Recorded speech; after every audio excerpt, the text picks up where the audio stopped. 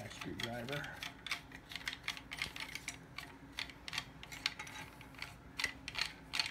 We got removal kits in here too to try that after we're done. Okay. Do we only have one jack screwdriver, or we have two? Okay. We have one for each. No tries.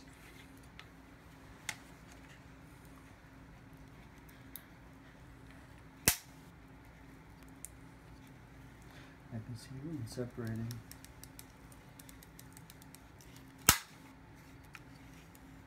That broke this whole bridge on this side. Yeah. Kurtz is giving way. There it There goes. goes Kurtz. And then I'm 2-finger tight. Okay. I'm farm tight.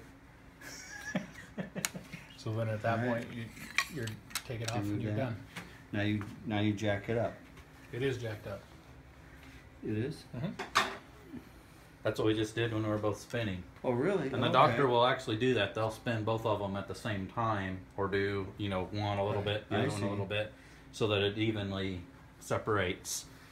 Then when you feel it stop, that you'll know it's jacked up all the way. So we both went a little deep. Right, but we're both deep.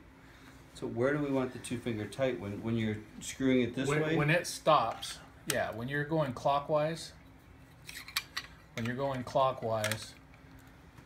you want that it stops. to break And loose.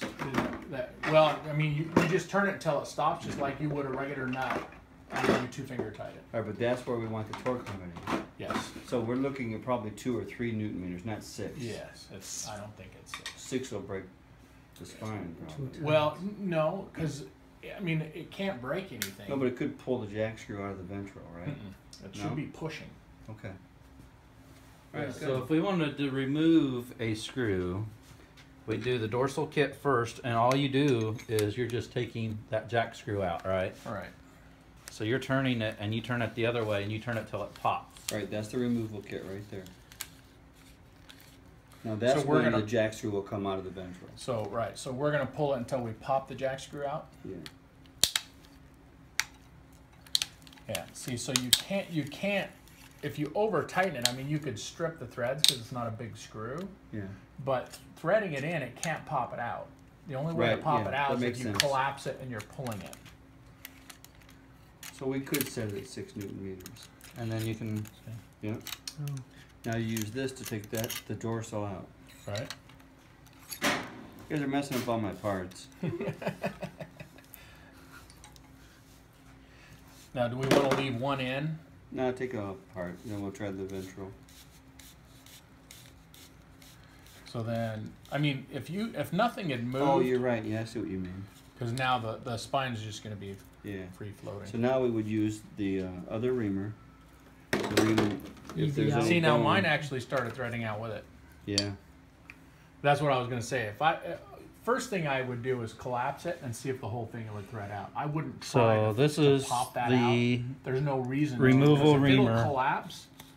And it's going to go through. Thread out in one piece. This is clean because this is a sawbones, but if that was a real patient, they would have bone growth that would fill in, and that's what this is designed to clear away. So what that'll do is, if you look here, that would ream out because the bone growth would cover mine that partially opening. came out. So that cleans that counter bore out again, and then we have the screw, the easy out. Easy out tool. I was gonna say the hope is that while it's separated, that's gonna grow to. The bone will grow together here, so it'll be one piece. So it'll you would, I mean, the only reason you would take this out like this is if you had a complication. Okay. You would leave these implants in, the bone would grow together, and they'd just stay in. And it would be raised up so that nerve pressure would be off, Right. and it would just grow in. Okay. Right. That makes sense. So the procedure's actually meant to break the spine there to lift it off, and then it'll fill in. Wow. Right. so Keep it separate so those nerves aren't. So they'll morsel some of the bone and fill it in. let you try that one. It works nice, doesn't it? It does. Works really nice. See, I'm up into the portion where it's bigger than.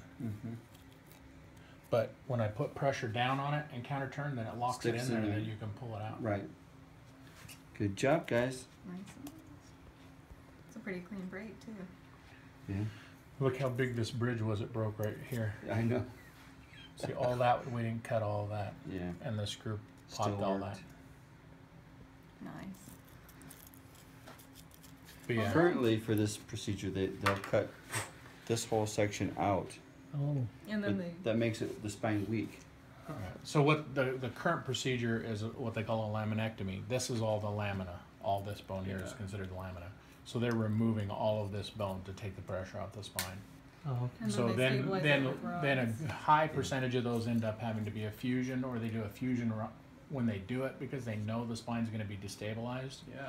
So by doing this, you're leaving the normal motion of your spine alone. Our kinematic studies show that there's no change in the way your spine flexes after you've done this. Very cool. Whereas with the other one, you have to like stay, straight and have Right. a back brace and stuff like Yep. that.